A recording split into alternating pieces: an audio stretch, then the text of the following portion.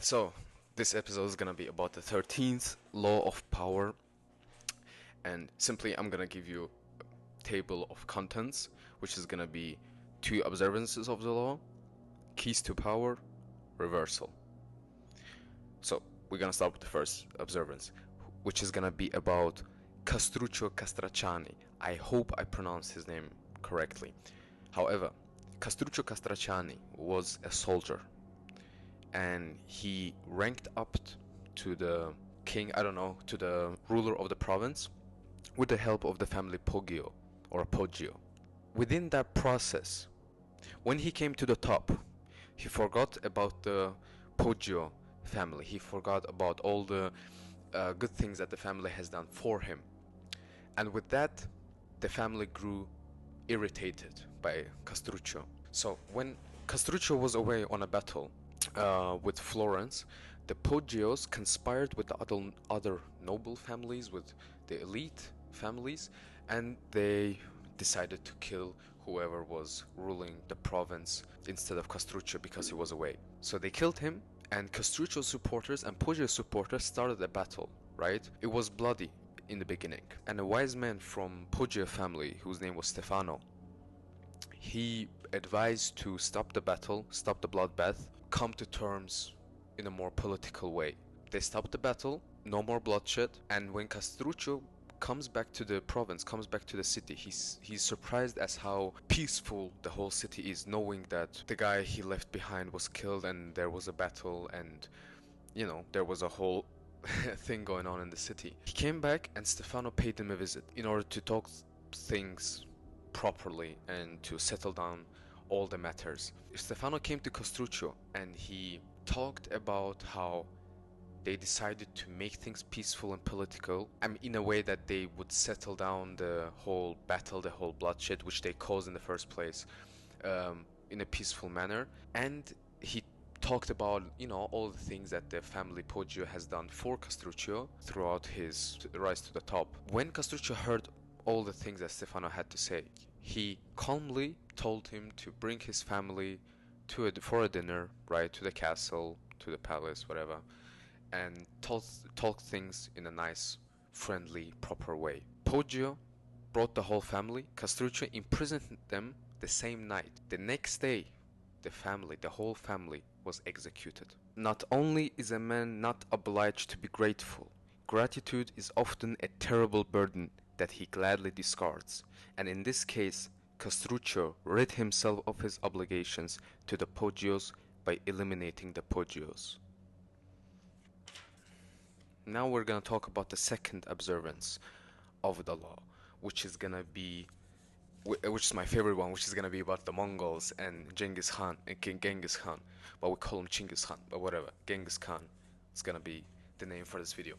Um, so Genghis Khan in the 12th century, right? He came to China. He wanted to invade the China and burn everything down, destroy the whole culture that has been thriving for 2 centuries for that period of time, right?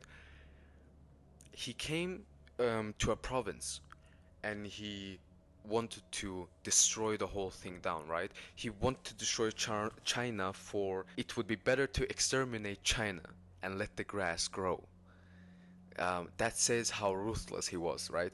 However, he had an advisor, a very trusted advisor, who was not Chinese, who was a foreigner, but who was very fond of the whole Chinese culture, and he appreciated the whole sophistication that they brought to the world, the whole culture, He was very fond of it. So when Genghis Khan wanted to burn the whole province down, the advisor, whose name was Yelu Chutsai, Yelu advised Genghis to not burn the whole thing down, but to take more riches from that place, from that province. So what he advised him to do is to tax the whole province. That's the first thing. The second time Genghis Khan showed mercy, if you say so, was when he came to the city of Kaifeng. Um, After he conquered the city Kaifeng, he wanted to massacre all the people in that city, right? And Yelu advised him to not to do that and show mercy.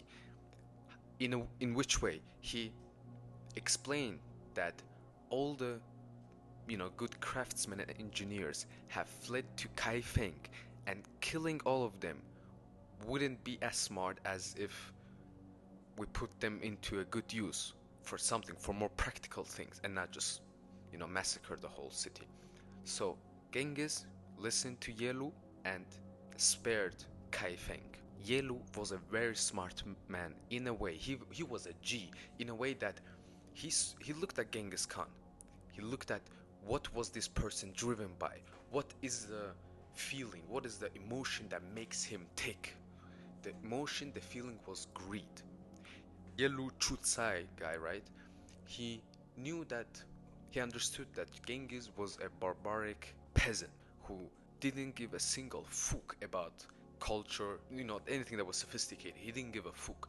All he cared about was war and practical stuff, practical use, anything that could benefit him and his empire.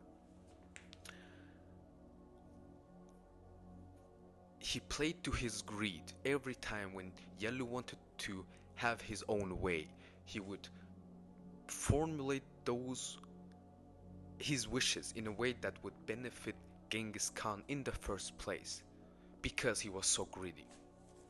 That's a very interesting example. Self-interest is the lever that will move people. Once you make them see how you can in some way meet their needs or advance their cause, their resistance to your requests for help will magically fall away. I will put it, on the screen for everyone to just pause and read it and go through it. That's why I really add the pictures, because you can at least pause and really read into the sentence yourself and really think about it. Now we'll come to the last part, which is gonna be the reversal. In this case, we have a reversal to this law, and there will sometimes be people who you do not want to play to their greed, right? You do not want to really play in their self-interest, as some people want to be charitable. Some people want to show their nobility, and some people are waiting to show their good hearts, waiting for the moment to show their generosity. Those people feel like they are so strong that no one else can help them, except they only can help others. They are so strong, no one can help them except for themselves, and they only can help others.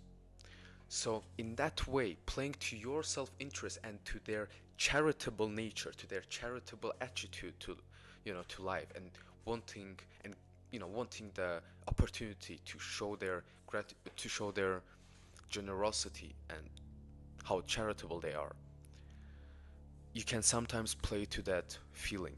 This is practically the whole conclusion of the reversal. You must distinguish the differences among powerful people and figure out what makes them tick. When they ooze greed, do not appeal to their charity. When they want to look charitable and noble, do not appeal to their greed. In case of Genghis Khan, he had greed that made him tick. And the best way you could talk to him is talk to him and request something from him is in a way that would benefit him in the first place. And in some cases, it's better to play to some people's charity. As always, don't wish things were easier, wish you were better.